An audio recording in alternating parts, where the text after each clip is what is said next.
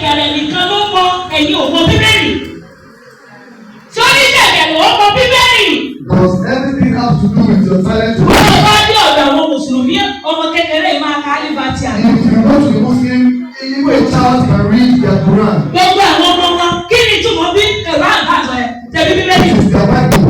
Èmi náà ń kọ́ pé Báíbù kọ́ ọmọ wọn bá torí wípé wọ́n bá wọn translate ti wọn. Wọ́n bá wọn gòkè káwọn ọmọ wọn lọ máa kọ bọ̀ tiwa bàbá ẹ̀dá yìí ti bá wa ṣe tiwa rọrùn ní èdè wa káwọn náà ti bá wa translate ẹ̀ kí ló bá dé tó lè kà ní èdè tiẹ̀. Òun kí ló dé tó ṣe àṣàrò nínú ẹ̀. Meditate with the word. Ẹ̀bùn ló gbójúlé. Rely on your talent. Gbogbo ẹ̀bùn yẹn máa dá sí. All those talents are vanity. O lè bá yàtọ̀ lámọ́ tilẹ̀. You can display Gbogbo ẹ̀ máa di asán. everything is vanity. Ẹ lọ́wọ́. Bóyá òtí ẹ̀gbọ́n rí wípé ẹ̀bùn ahọ́n lásán ni. It is just vanity. Ẹ̀bùn ahọ́n lásán mà ní. It is just vanity. Èmi tó ń wò yí bàbá mi kó pé fún mi gan ni o. I that you looking at, I have it complete. Gbogbo tó wà nínú sẹ́ráfù yìí ni mo ní o. Everything in Sarah I have. Òun ni kò sẹ́ni tó lè bragadó mọ́ mi o. Nobody can. Òun ló jẹ́ kí n mọ̀ wípé gbogbo rẹ̀. Bí ọ̀rọ̀ bá wù wá sí nínú ẹ̀. If the word of God is not in you, Bí ayé rẹ̀ ò bá sí nínú Kristi. if your life is not connected to Báwo bá God, jẹ́wọ́ rẹ̀ ní Olúwa àti Olùgbàlà? if you do not surrender your Ọmọ life, jẹ́ ẹ̀bùn nìkan ló ń gbọ́dúrà. if you believe in your talent, Ọmọ jẹ́ àlàyé olóòtú gbàlà àṣọ. if you dream and you have talent translation, you have music talent. Tó bá ṣáàjì mi lọ ṣáàjì mi èso ẹ̀mí music international wà á rí mi lórí YouTube. I am also a musician. Olórí tó bá lórí TikTok ìdínà polúkọ audio mark ìwọ ṣáàjì èso ẹ̀mí prophetess olúwàkẹ́mi If you fúnlẹ̀ tó lórí want níwà. to search for me, my friend, Kí ló ṣẹlẹ̀?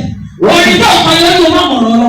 what the music, how does Orin it tó kọ yóò work? ní káyọ̀ má sínú Jésù àgbà. The talent you have, how does it work? Òní ní sẹ́yìn ẹ̀ mọ̀ mọ̀ wíwé mi.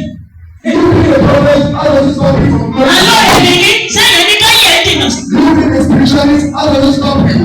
Ẹgbẹ́ mi ní ebi ní Like you, you are very bad. olóyè ni wọ́n olóyè. You are Adé rẹ̀rẹ̀ dọ́tọ̀ bíṣọ̀ aládùúrà tẹ̀lẹ́rà superior private dẹ́rìndó worldwide. Gbogbo bóyì kò tẹ́ láyé. whatever you become, Bí ayé rẹ̀ ò bá ṣe nínú Kristi. if your life breaks, Gbogbo rẹ̀ tó.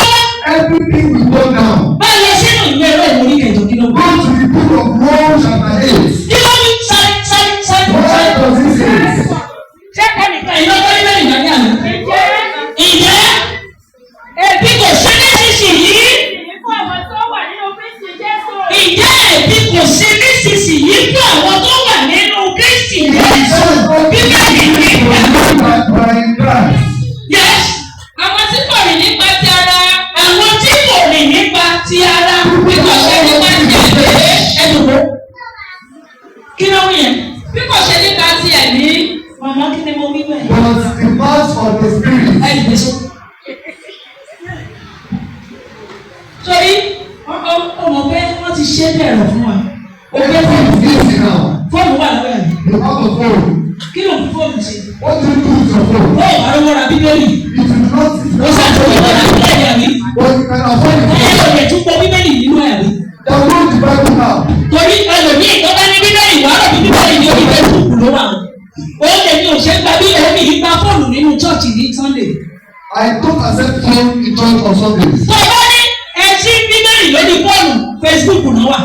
If you ask them to open the Bible, they go to another. Wàá rò bí Bíbélì náà bẹ́ẹ̀ kà mí. You think that I'm going along with you. Ọkàn wọn ti jìnnà sí mi sáwọn. Their mind is far away. Ó ní wàá ṣe máa lo Bíbélì gẹ́gẹ́ níbi tó That ti is sọ why bí. you should read the Sọ́rí Bible. níbi tó ti ń lò tọ́ọ̀tì ni. This is where the church. Sọ́rí onífọ̀nù yẹn ibi iṣẹ́ ni. That phone is of. Bí o fẹ́ ka fọ́ọ̀nù ní ibi iṣẹ́. If you want to read the O fẹ́ Bible ka báyìí. at work, Wà á kàn sáré òun you àwọn can ẹgbẹ́. open your Bible Mo sọ. from your phone. Church But in the church, eléyìí máa ń lò you mí. need the hard copy Torí ibi ìṣúnìṣì náà.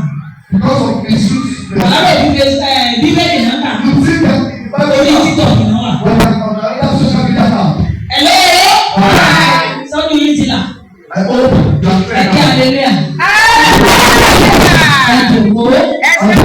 Róòmù mo kì í lọ́dún ọlọ́run rọ́ kí ni róòmù yẹn rí?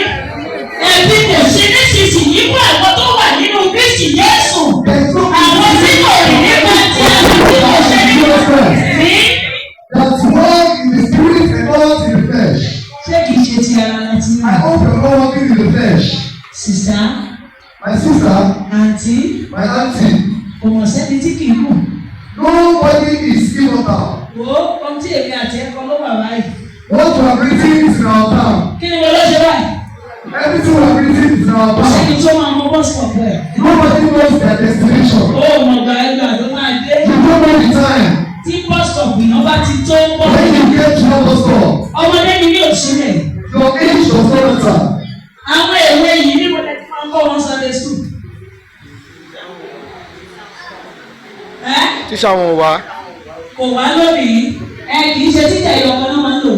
Ó yẹ dìde sókè ìwọ́n tó lè ṣe Sunday school tìjà dìde.